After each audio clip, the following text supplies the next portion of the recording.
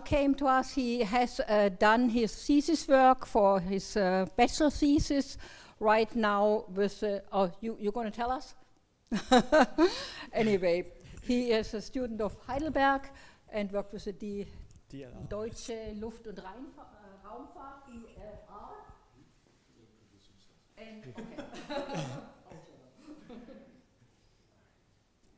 Okay, wonderful. Let's see if I already... Yes, cool. Hello everyone. Yes, I just finished my master project at the DLR on the topic of PV power plant cleaning. I was working on the optimization of PV power plant cleaning schedules. And now you might wonder why PV power plant cleaning? First of all, I wasn't aware about that either when I started working on it. In 2024, the manufacturing capacity of PV modules globally has surpassed 1,000 gigawatts per year. And the photovoltaic energy sector is clearly now an integral part of the energy transition strategy. However, while the production is expanding rapidly, there are still substantial challenges when the panels leave the factories and meet the real world.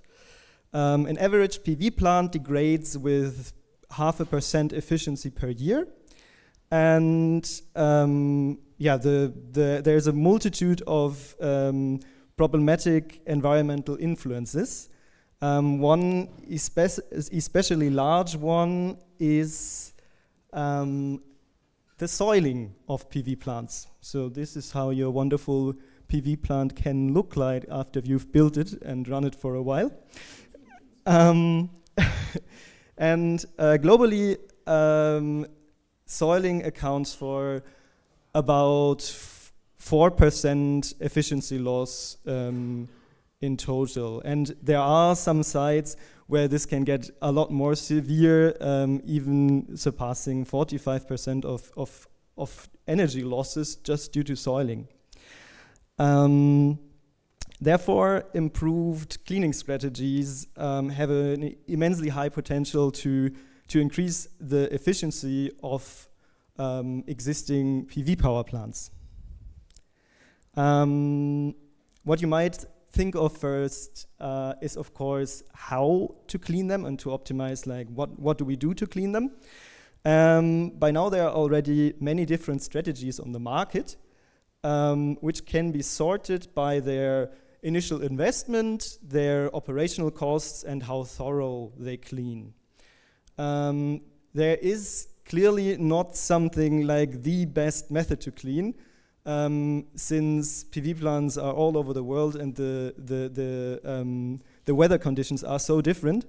But it's relatively easy to find the best method for your specific site, because there's an easy, simple formula how you can determine the best average number of cleanings per year, and then you can look at the investment costs and the operational costs over the whole lifetime, and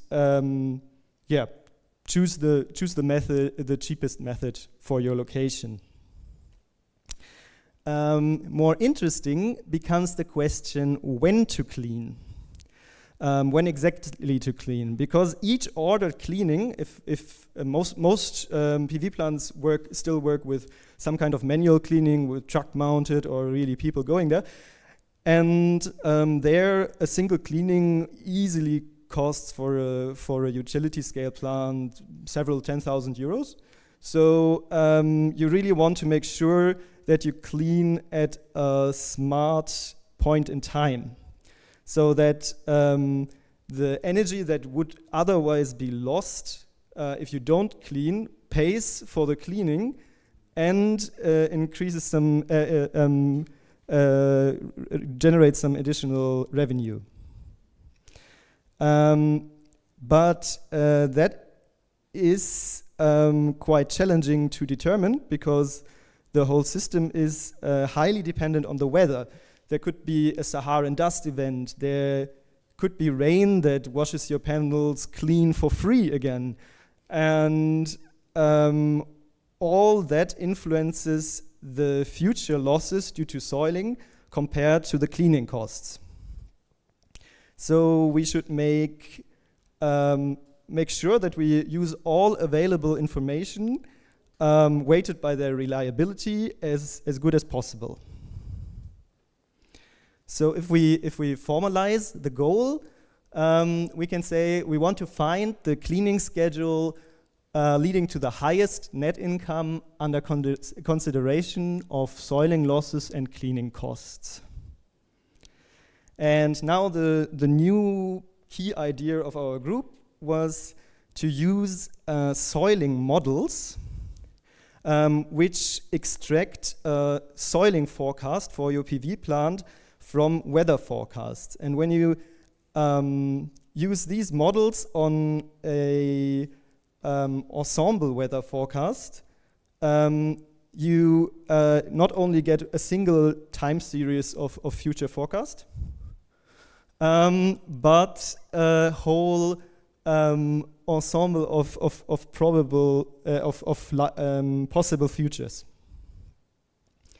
What you can see here is the soiling ratio which the plant exhibits at each moment in time in the year 2019. The soiling ratio is the quantity used to determine soiling in PV power plants, and it's defined really simply. It's just what your plant produces on electricity in the soiled state divided by what it would produce if it was clean. So a soiling ratio of 100% means you have a completely clean plant and no losses at all, and a soiling ratio of 0% would mean your plant is so dirty that you don't produce any energy anymore.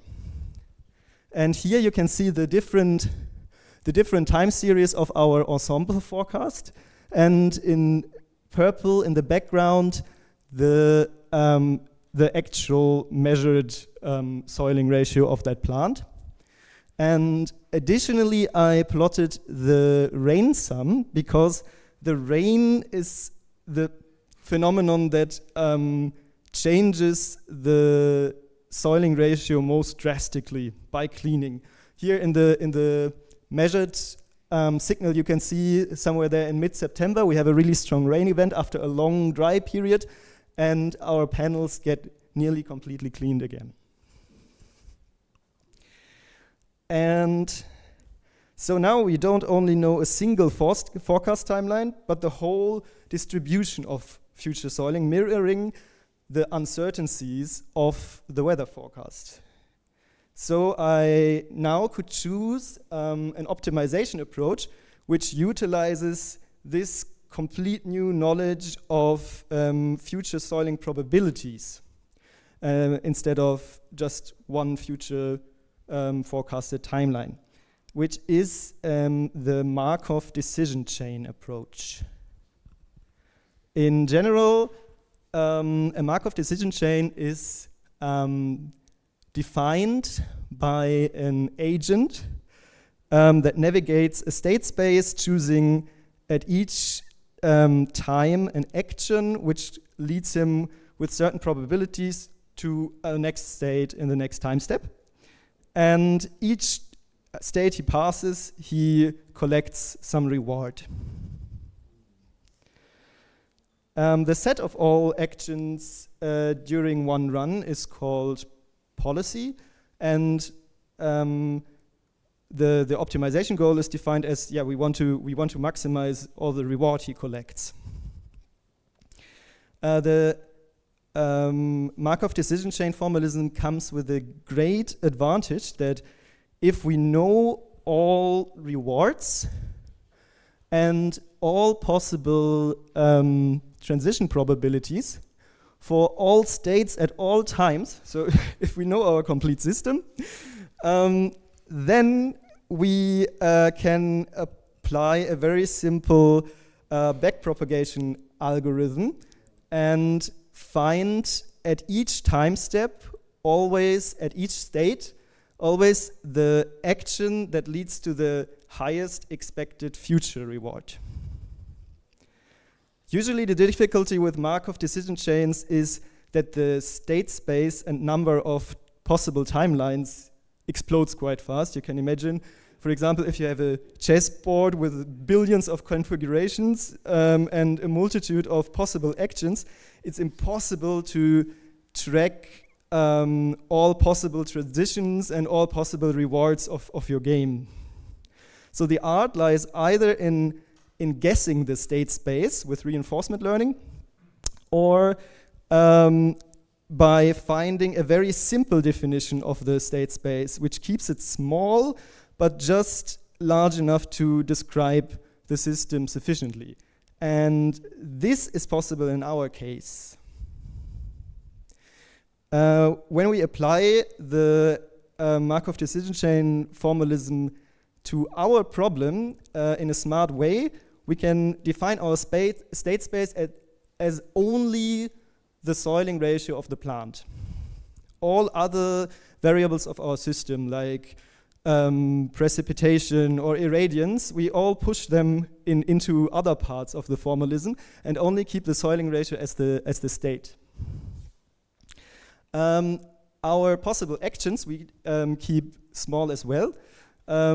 In each time step, our plant operator can either clean the panels or not clean the panels. If he cleans the panels, we also already know our transition probability, because if he cleans the panels, they will be clean in the next time step. And if we don't clean the panels, then the weather decides what happens with the soiling ratio. All other variables are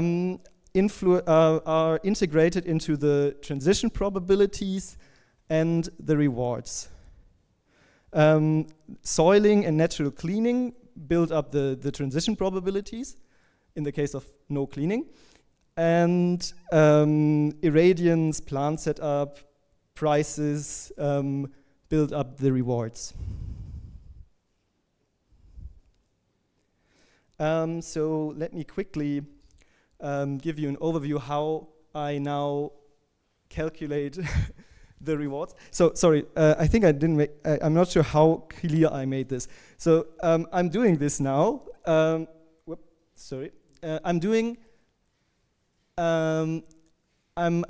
trying to find now a definition of the rewards and the transition probabilities that I can apply to any soiling state at any time, such that my whole system is described, and then I can use the backpropagation algorithm to find the best action at any time. So my rewards are relatively easy to find because it makes sense with this optimization goal to define the reward as the net income per time step. And that simply consists of the electricity that I produce times the electricity price minus the cleaning costs if I clean. The produced electricity I calculate with a PV simulator that simulates the electricity output from the whole power plant, including all losses in cables and so on, from the meteorological input parameters. And for this talk, we simulate a 50 megawatts power plant in the south of Spain with about 100,000 PV panels, 15 inverters, and we say we can sell our electricity for 50 euros a megawatt hour, and cleaning costs 12 cents per square meter. And then we have the rewards already done, and now we come to the transition probabilities. I extract the transition probabilities by doing the simplification that the accumulation of new soil is independent of how much there was already before. That's definitely not accurate, but I expect it to be valid enough in first order, and it could be corrected if necessary. With this, the transition probabilities from one soiling ratio to the next only depend on the difference between the soiling ratios, also called the soiling rate. So you can see here before I had, for example, here, a strong drop from one day to the next. And that you can see here now just as the difference from one day to the next. And with that, the transition probabilities from one soiling ratio to the next soiling ratio I can calculate by taking all my ensemble members in the soiling rate plot and basically using one cut through this plot as a probability density function. So I can calculate the transition probabilities by calculating the relative frequencies of the different soiling rates which occur. As an example, for example, when I wish to know the probability that from the 1st of August to the 2nd of August, the soiling ratio, how clean my panels are, changes from 100% clean to 99.8% clean. Then I simply count in the soiling ratio plot how many ensemble members show a 0.2% per day loss. And with that, I can calculate transition probabilities also for states which are not visited. And by this, we have everything together to actually do our Markov decision chain optimization, and that's the result. Here you can see the result of this backward propagation. Each pixel is either blue or gray, depending on which action has the highest expected future value for that specific soiling ratio at that specific date. So for example, if our system would have 90% soiling ratio at the 1st of July, our optimization algorithm would advise us to clean, while on the 1st of April, it would only advise us to clean if our plant is already 73% dirty. And now, here in the foreground, you can see the soiling ratio probability density, this cloud, when we propagate an initial soiling ratio of 100% with our forecasted transition probabilities through time. So the probability of encountering the state is in the beginning 1 for 100%, and then it spreads over time. The orange line is the mean of our forecasted state. And if we follow that mean, our optimization would suggest a cleaning at the 18th of July. In the background, you can see, for comparison, the real soiling ratio that would be encountered.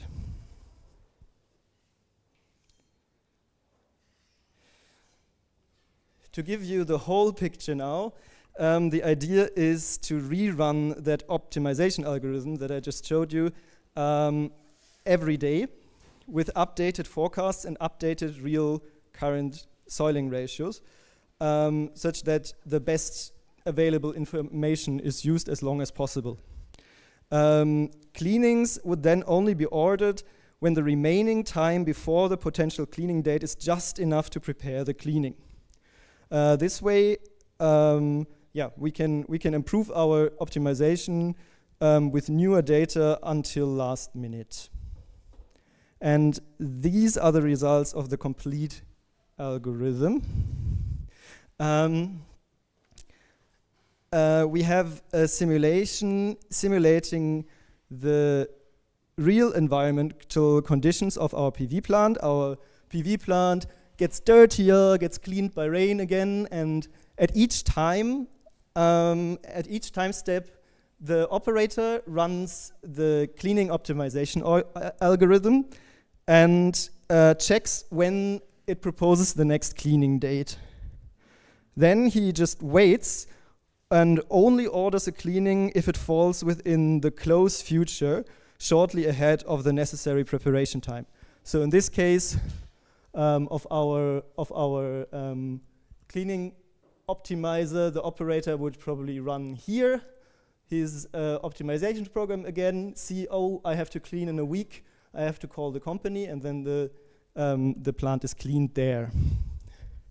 So the Markov decision chain optimized schedule consists here just of a single cleaning event in the beginning of July and leads to a net income improvement of 0.92%. I also can calculate the absolute potential of cleanings with this Markov decision chain framework. And this time series, you can see here in blue, is basically behind the orange one. It just has a cleaning date slightly away from it, and you can also see that the improvement is very similar.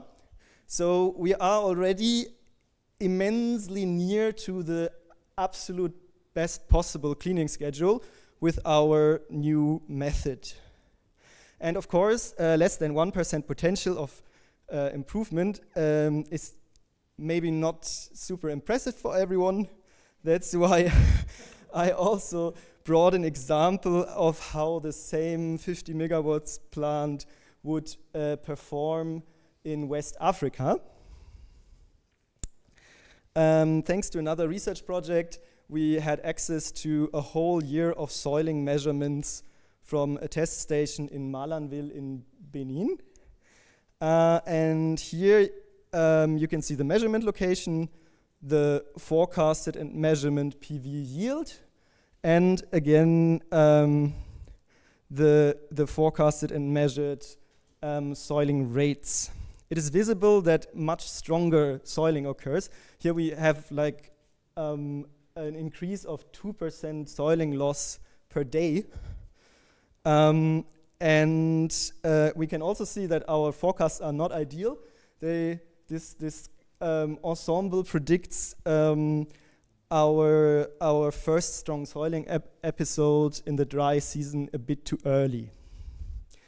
But nonetheless, running the optimizer, we get the following results. The absolute potential of net income improvement by cleaning lies here, not at 1%, but 10%. And with our optimized schedule that doesn't know the actual profile, we simulated live, so it only gets the forecasts at each day. With this method, we already reached 93% of the absolute potential. Yeah, in the future, we want to improve the soiling forecasts. There are definitely better data sources for historical forecasts available than for these examples, than I use for these examples. It would also be interesting to add other aspects to the simulation, as permanent soiling that's not washed away by rain so easily. And I personally would also like to see the cleaning schedule optimizer used by the industry at some point, because I think it's quite appealing, since the necessary costs to like run that program on a normal computer are basically nothing, and it should be more or less just free net income improvement by ordering cleanings at another day. And it is really interesting to think about other applications for this Markov decision chain optimization. We were already thinking about optimizing the charging and discharging of energy storage systems, or about optimizing plant irrigation with soil moisture as the central variable. Yeah, if you have any other application ideas, I'm always happy to discuss. And thank you very much. Of course, I had to leave out a lot of details here, so if you have any questions, just ask, and you can, of course, also always approach me in the rest of the week. Thank you.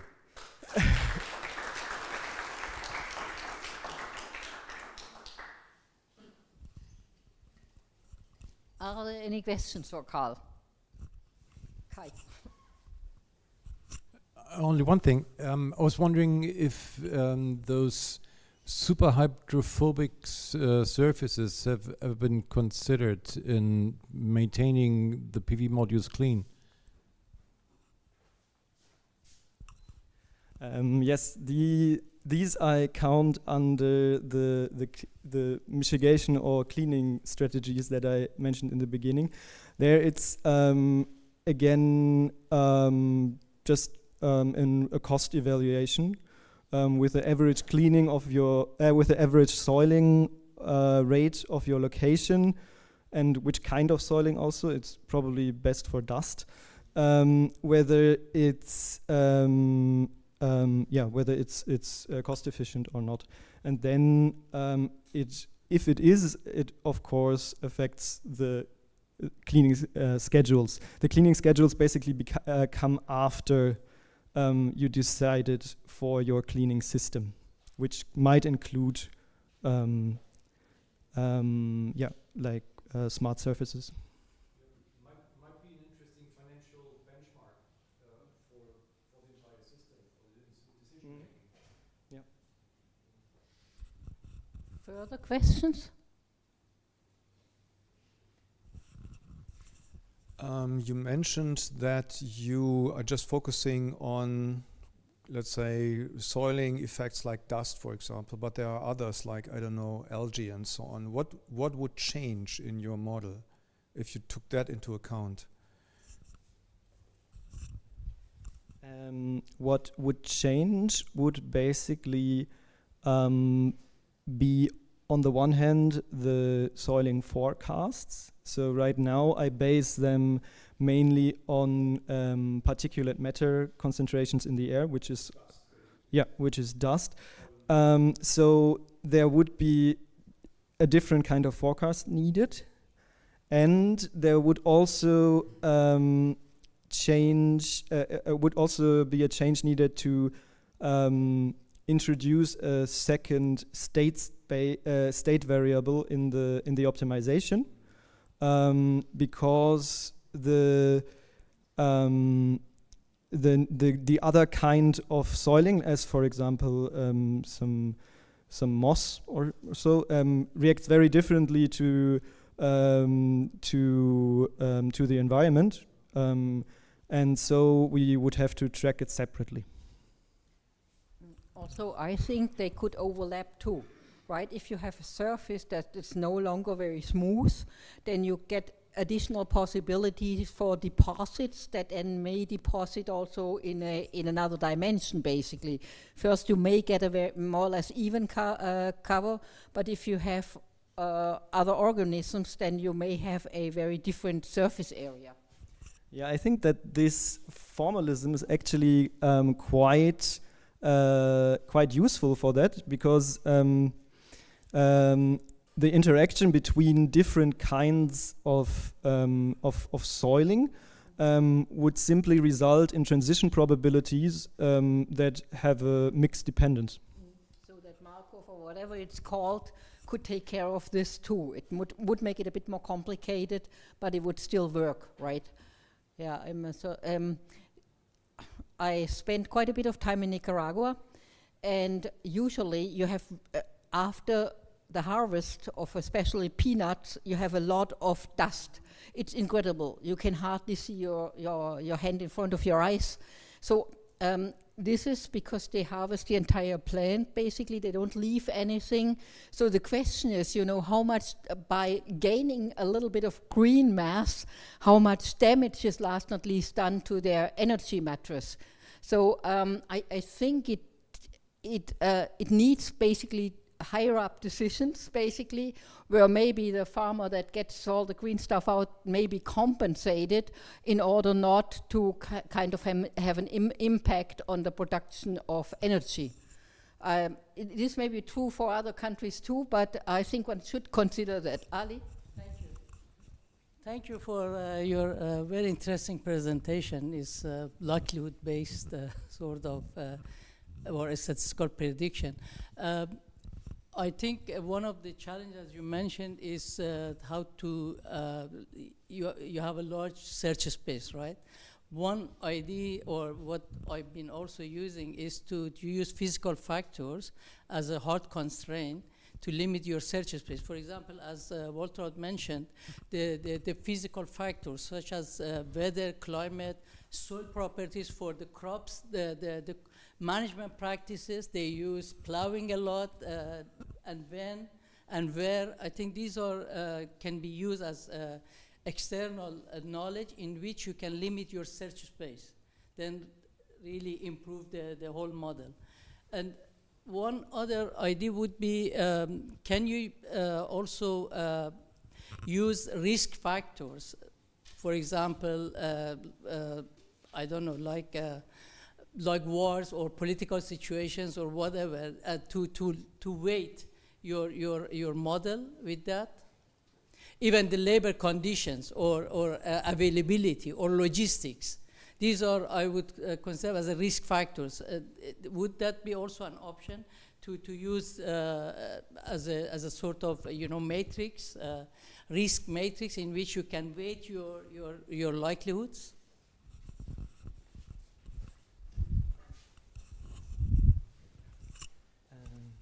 Regarding your first comment, I'm already doing that in a way. So like giving constraints to make the whole algorithm smaller.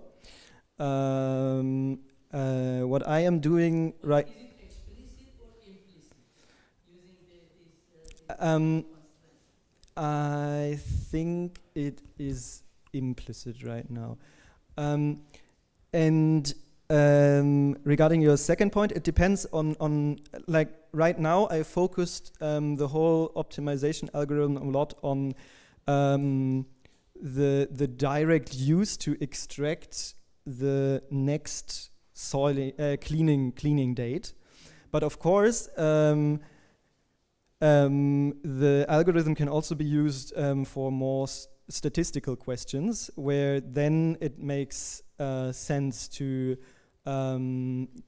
add other probability density functions into the transition probabilities. Yes. Yeah. Thank you. I think the rest will be discussed in person. Okay, thank you all very much. Thank you. We're gonna have a small coffee break, and then we're gonna have a workshop for interested people about introduction to AI on the edge. I think the workshop is gonna be right here. Okay, perfect. Whoever doesn't join, we're gonna start tomorrow at 9 o'clock. Of course, there will also be the possibility of registration briefly, but it's going to be smooth, I think, because